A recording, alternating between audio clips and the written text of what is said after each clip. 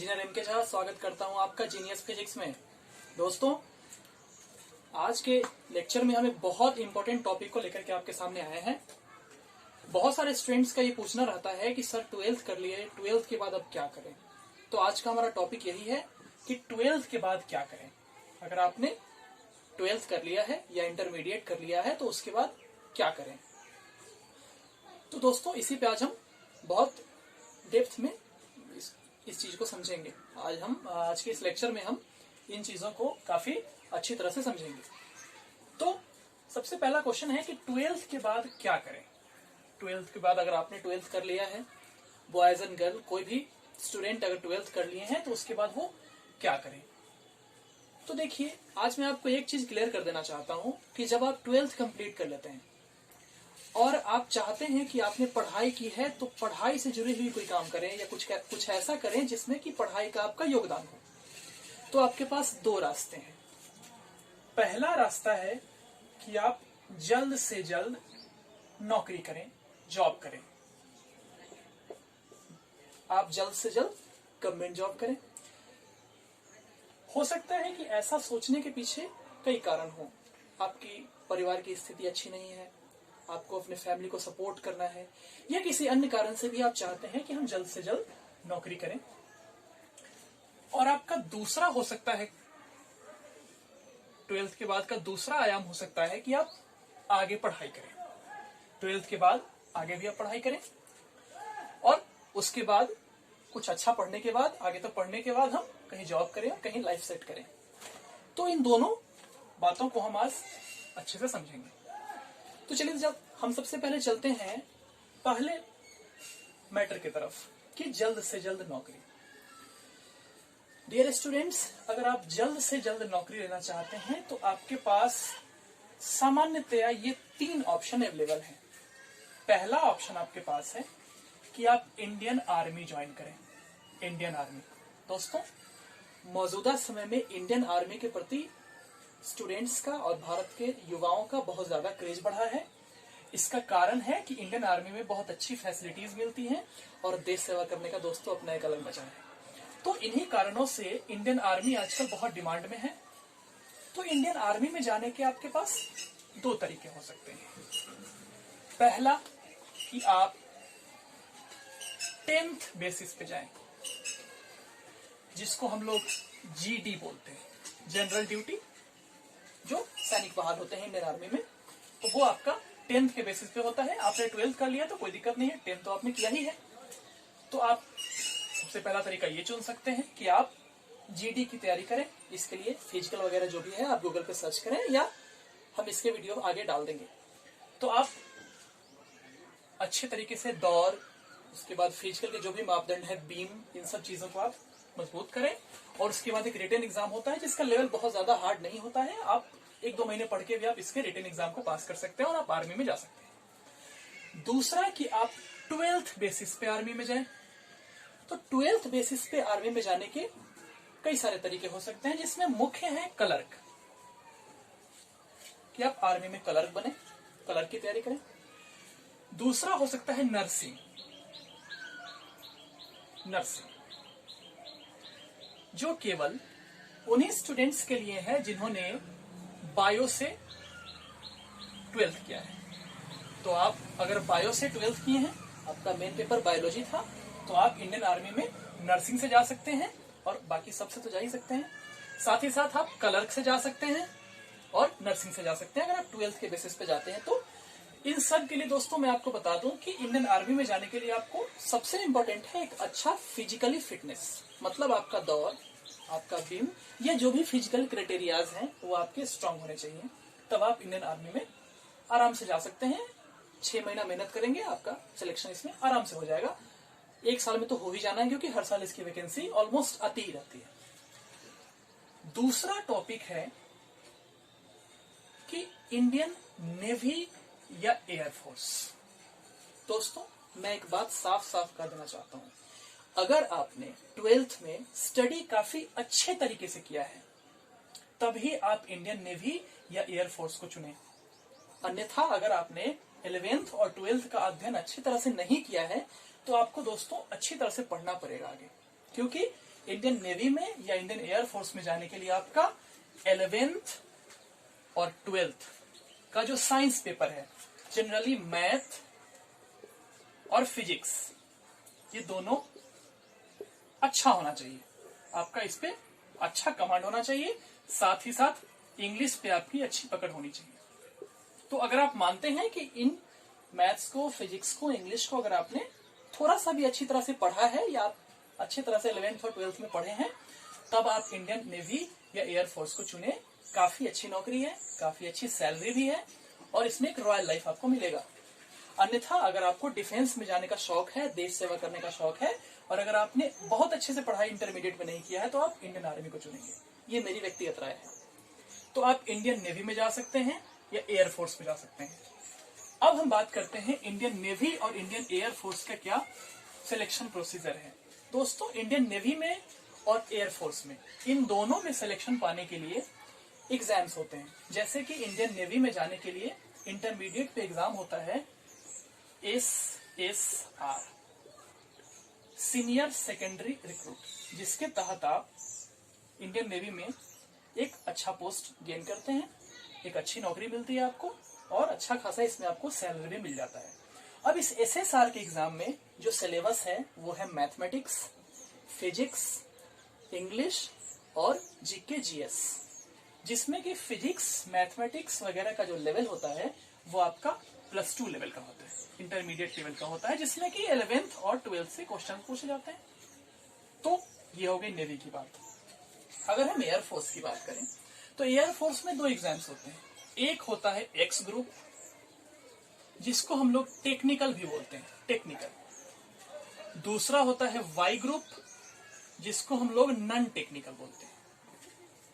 अब इन दोनों में क्या डिफरेंस है, टेक्निकल में और नॉन टेक्निकल में? तो सबसे पहली बात कि एयरफोर्स के अंदर अगर आप टेक्निकल में जाना चाहते हैं तो इसके लिए कंडीशन है कि आपका 12th होना चाहिए, जिसमें कि आपका मेन पेपर होना चाहिए मैथमेटिक्स। अगर आप एयरफोर्स में जाना चाहते हैं लेकिन नॉन टेक्निकल में जाना चाहते हैं तो आपका बस 12th होना चाहिए। 12th में आप आर्ट से भी हो सकते हैं, कॉमर्स से भी हो सकते हैं, साइंस से हो सकते हैं, तो कोई दिक्कत ही नहीं है। एक्स में भी जा सकते हैं, वाई में भी जा सकते हैं।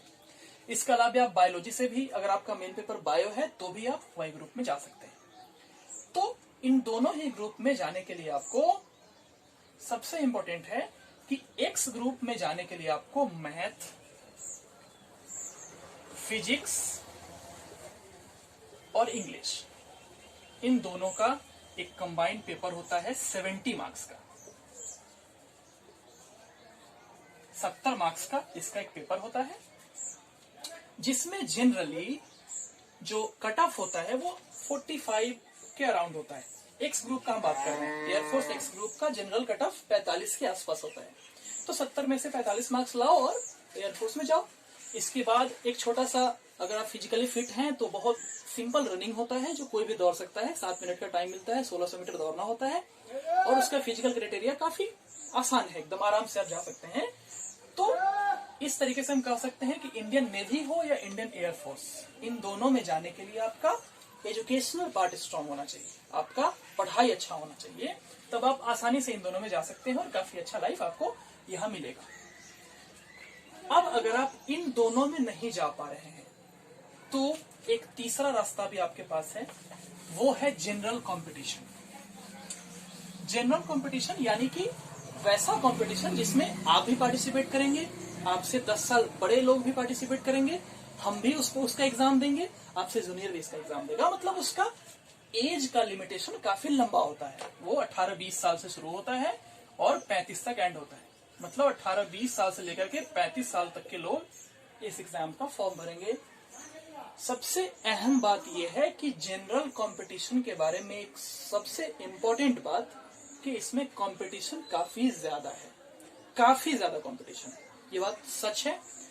आपको जनरल कंपटीशन जैसे कि एसएससी, रेलवेज या और भी एग्जाम्स हैं इंटरमीडिएट लेवल के, तो उन सब में जाने के लिए आपको एक अच्छा कंपटीशन फेस करना पड़ेगा, जिसमें काफी पढ़े हुए लोगों का आपको सामना करना पड़ेगा और सीमित सीट के लिए अपना सिलेक्शन कंफर्म करना पड़ेगा। तो ये हम आपको बता दें कि पहला और दूसरा जो है, इन दोनों की अपेक्षा ये तीसरा थोड़ा ज्यादा मुश्किल है। इसमें सिलेक्शन का जो संभावना है वो थोड़ा ज्यादा कम होता है, क्योंकि इसमें एज का जो एक रेंज है वो काफी ज्यादा है, और ऑब्वियसली जो हमसे 10 साल बड़े होंगे वो अगर थोड़ा थोड़ा भी पढ़े होंगे तो उनकी तैयारी हमसे कई गुना बेहतर होगी, ये सच बात है। तो जनरल कंपटीशन में काफी ज्यादा कंपटीशन है, लेकिन आप तैयारी करके निकाल सकते हैं, ऐसा नहीं है कि नहीं निकाल सकते हैं। तो एसएससी, रेलवेज वगैरह के लिए एक जनरल कंपटीशन का अपना एक सिलेबस होता है, जनरल मैथमेटिक्स, जिसमें कि अर्थमेटिक होता है, मतलब अंक गणित, मुख्य रूप से अंक गणित पूछा जाता है। इसके बाद आपका रीजनिंग,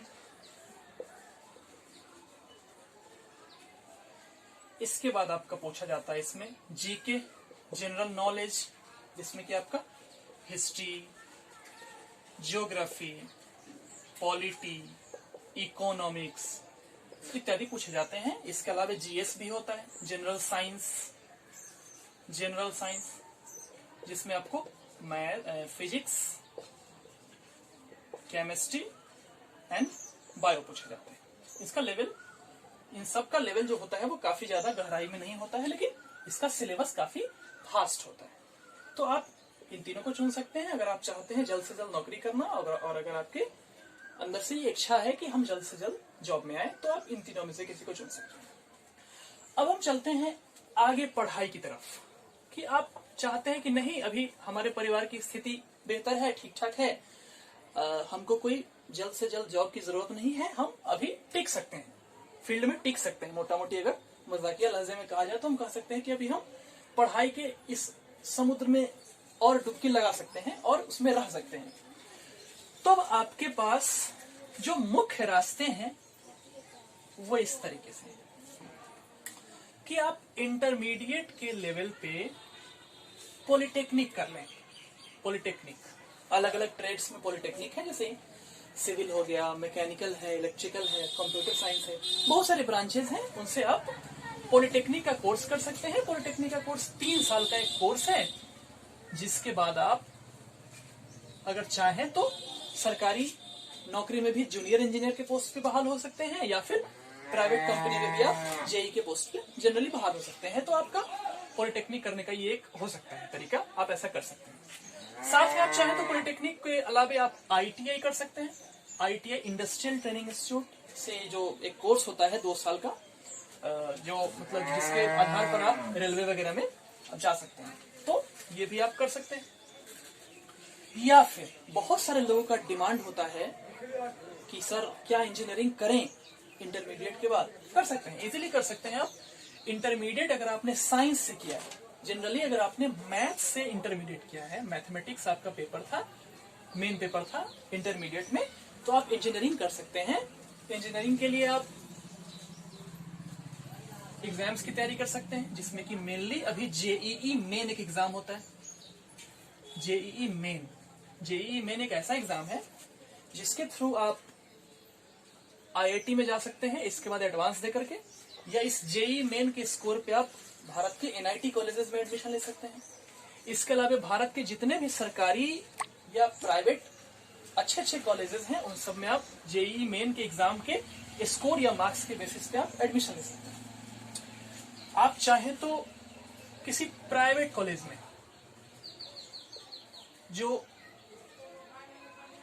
किसी प्राइवेट कॉलेज में एडमिशन ले सकते हैं जो इंटरमीडिएट के मार्क्स के आधार पे आपका एडमिशन ले लेगा, तो आप उसमें एडमिशन ले सकते हैं। लेकिन इसमें धोखाधड़ी की थोड़ी संभावना होती है, तो आप जरा इन सब चीजों को अच्छे ढंग से परख लें, जांच लें, उसके बाद ही किसी प्राइवेट कॉलेज में एडमिशन लें, जिसके आपको वेबसाइट्स पे, प्राइवेट कॉलेज के वेबसाइट्स पे जाएंगे तो इसके बारे में आपकी बहुत सारी जानकारियां दी गई होगी कि ये एनसीटीई से मान्यता प्राप्त नहीं है या नहीं है, और यूजीसी से मान्यता प्राप्त है या नहीं है। इन सब चीजों को जांच करके ही आप प्राइवेट कॉलेज में एडमिशन लें, अच्छा प्लेटफॉर्म मिलेगा। आप अगर इंजीनियरिंग में अच्छे से पढ़ते हैं तो आप अच्छा करेंगे लाइफ में, इसमें कोई दिक्कत वाली बात नहीं है। इसके बाद आप चाहें तो आगे और भी बहुत कुछ कर सकते हैं, एमटेक वगैरह कर सकते हैं।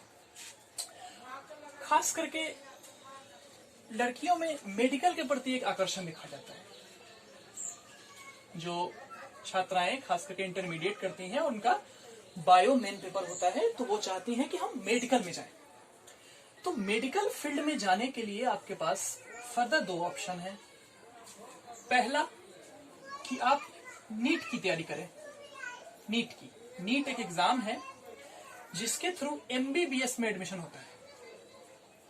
भारत के जितने भी अच्छे अच्छे एमबीबीएस कॉलेजेस हैं उसमें एडमिशन होता है। एमबीबीएस के अलावा आपको बीडीएस वगैरह कोर्स में भी, आयुर्वेद वगैरह में भी एडमिशन होता है।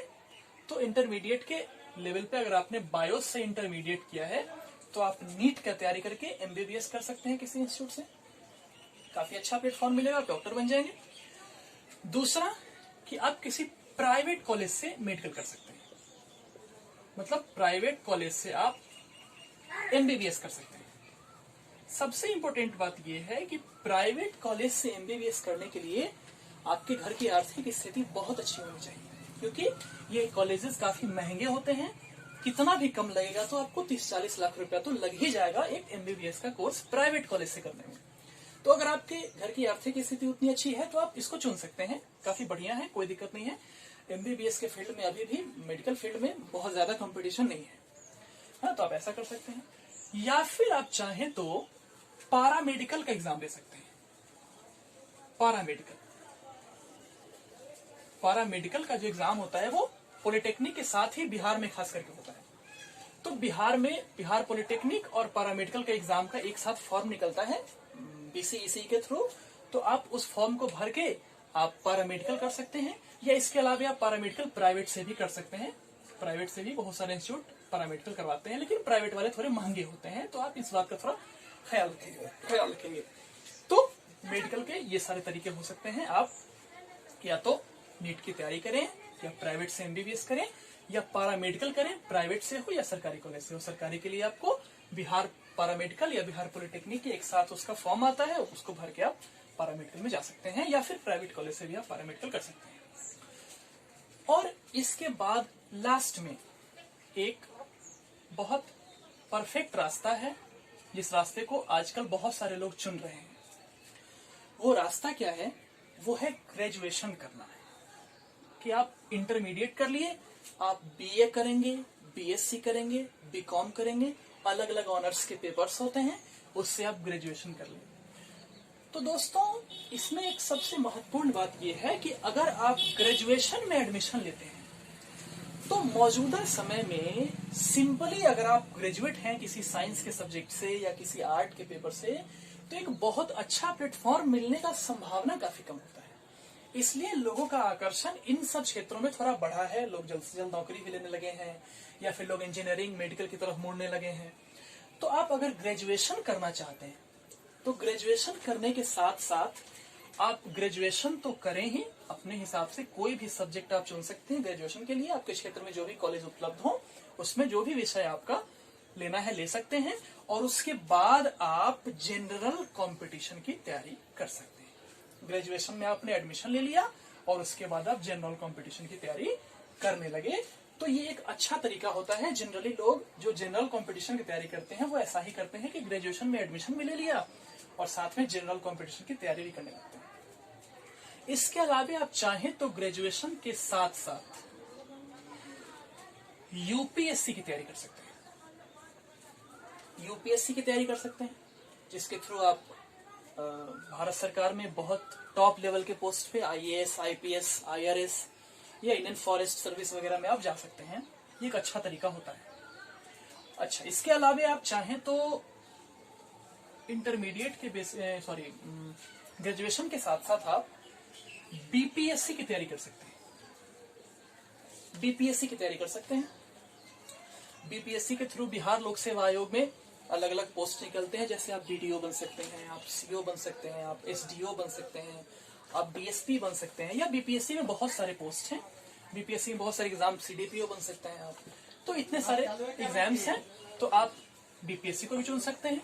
तो आप ग्रेजुएशन के एडमिशन लेने के साथ ही आप इन सब की तैयारी, इसकी तैयारी भी शुरू कर सकते हैं। चाहे तो उसके लिए अच्छे अच्छे संस्थान हैं जो इसका तैयारी कराते हैं। दिल्ली में, पटना में भी बहुत सारे संस्थान हैं, इलाहाबाद में है, तो उस जगह पे जाके या सेल्फ स्टडी से भी आप कर सकते हैं। अभी के समय में तो यूट्यूब है, तो हर चीज है, आपके पॉकेट में फोन है, तो यूट्यूब का उपयोग करके आप सारे एग्जाम्स की तैयारी कर सकते हैं और आप निकाल भी सकते हैं, है ना।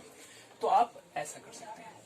अब चलिए दोस्तों, हम आपको ये बताना चाहते हैं अब कि इसके अलावा भी इंटरमीडिएट के लेवल पे जल्दी से जल्दी नौकरी वाले में एक आध चीज और हम जोड़ना चाहेंगे।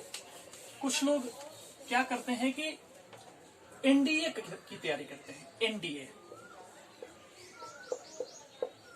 जिसके तहत एनडीए में एडमिशन होगा आपका और उसके बाद आप सेना में बहुत अच्छे पोस्ट पे बहाल होते हैं, जैसे कि इंडियन आर्मी में, नेवी में, एयरफोर्स में, इन सब में आप बहुत ऊंचे पोस्ट पे बहाल होते हैं।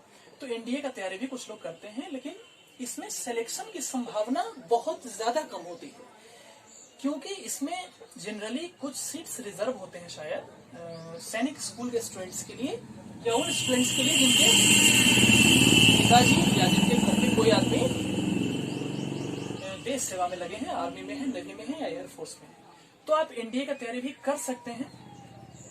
अब हम चलते हैं दोस्तों, आपको ये बताने चलते हैं कि मेरी राय अगर आप माने तो आप क्या करें।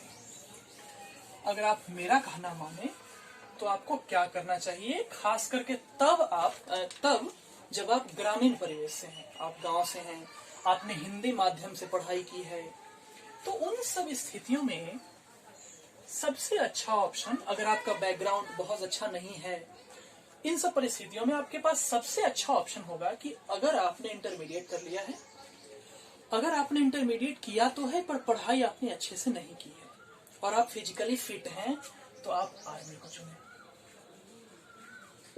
बहुत अच्छी लाइफ है और आपको पता हो कि आर्मी, नेवी और एयरफोर्स ही मुख्यतः ऐसी नौकरी है जिसमें पेंशन भी है। बाकी सभी नौकरियों में पेंशन नहीं मिलता, इवन कलेक्टर को भी पेंशन नहीं दिया जाता है, आईएएस ऑफिसर्स, आईपीएस को भी पेंशन नहीं मिलता है, यूपीएससी बीपीएससी वाले जो भी लोग होते हैं उनको भी पेंशन नहीं मिलता है। तो आप आर्मी को चुने। अगर आपने तैयारी, आपने पढ़ाई बहुत अच्छे से नहीं की है या आपका किसी भी कारण से पढ़ाई नहीं हो पा रहा है, तो उस स्थिति में आप आर्मी को चुने। अगर आपने इंटरमीडिएट को अच्छे से पढ़ा है तो आप नेवी को चुने और साथ ही साथ आप एयरफोर्स की तैयारी करें। इन दोनों का तैयारी साथ में हो जाता है। एयरफोर्स और नेवी की तैयारी एक साथ होती है, ऐसा नहीं है कि इसकी तैयारी अलग से करनी पड़ती है, इसकी तैयारी अलग से करनी पड़ती है। इन दोनों का तैयारी आप साथ में कर सकते हैं। तो आपने अगर इंटरमीडिएट को ढंग से पढ़ा है तो आप नेवी या एयरफोर्स को चुने। आपके सिलेक्शन की संभावना इसमें थोड़ी अधिक रहेगी, आप जल्द से जल्द सरकारी नौकरी पा सकते हैं, अपने फैमिली को सपोर्ट कर सकते हैं और अपने सपने को पूरा कर सकते हैं। तो आप ऐसा करें। इसके अलावे अगर आपको इच्छा है कि कुछ अच्छा करें लाइफ में, तो आप ग्रेजुएशन में एडमिशन ले लें। साथ ही साथ आप जनरल कंपटीशन की तैयारी चालू रखें। जनरल कंपटीशन की तैयारी चालू रखें और जैसे ही आपका ग्रेजुएशन हो जाएगा, तो इंटरमीडिएट पे तो जनरल कंपटीशन में बहुत कम नौकरियां हैं, लेकिन जब आपका ग्रेजुएशन हो जाएगा तो आप दरोगा बन सकते हैं। एसएससी सीजीएल एक बहुत अच्छा एग्जाम होता है जिसमें क्लास 2 ऑफिसर्स बहाल होते हैं एसएससी सीजीएल के through. Central excise and custom inspector या और भी बहुत सारे पोस्ट हैं, तो आप ये पा सकते हैं। और यूपीएससी बीपीएससी का तो चर्चा मैंने पहले कर ही दिया है। तो आप अच्छे अच्छे एग्जाम्स में इस तरीके से जा सकते हैं। लेकिन मेरी राय है कि अगर आपकी पारिवारिक स्थिति बहुत बेहतर नहीं है और आप चाहते हैं कि हम जल्द से जल्द नौकरी करें, तो आप आर्मी को चुने। आज ही लग जाए आप अपना फिजिकल स्ट्रॉन्ग करने में। अगर आपने अच्छे से पढ़ाई की है तब आप इंडियन नेवी को चुने, इंडियन एयरफोर्स को चुने। और इसकी तैयारी के लिए आप यूट्यूब पे बहुत सारे वीडियोस हैं, लेक्चर्स हैं, उसका सहारा ले सकते हैं। मैं भी इंडियन नेवी एयरफोर्स से रिलेटेड वीडियोस और इसके टॉपिक्स को पढ़ाऊंगा आने वाले वीडियोस में। या फिर आप चाहें तो दिल्ली जा सकते हैं, पटना जा सकते हैं। बहुत सारे इंस्टीट्यूट हैं जो नेवी और एयरफोर्स का तैयारी कराते हैं, लेकिन आपको पढ़ना पड़ेगा। शर्त यह है कि आपको बहुत अच्छे से 6 महीना आपको पढ़ना तो पड़ेगा। 6 मंथ्स आपको पढ़ने पड़ेंगे, काफी एकदम डेप्थ में पढ़ना होगा, तब जाकर के आप नेवी या एयरफोर्स आराम से बन सकते हैं। इसमें कोई बहुत दिक्कत वाली बात नहीं है, इसका फिजिकल काफी इजी होता है। तो चलिए दोस्तों, अगर कोई भी कंफ्यूजन और आपको बना हुआ है तो आप हमारे कमेंट बॉक्स में लिखें। और अगर आपने इस वीडियो को एंजॉय किया, इससे कुछ समझा या इससे अगर आपका रास्ता खुला, तो हमारे चैनल को सब्सक्राइब करें, वीडियो को लाइक करें, ज्यादा से ज्यादा शेयर करें ताकि आपके दोस्तों को भी अपनी जिंदगी का रास्ता दिख सके। चलिए दोस्तों, बहुत बहुत धन्यवाद वीडियो देखने के लिए। एक बार फिर से बहुत बहुत धन्यवाद।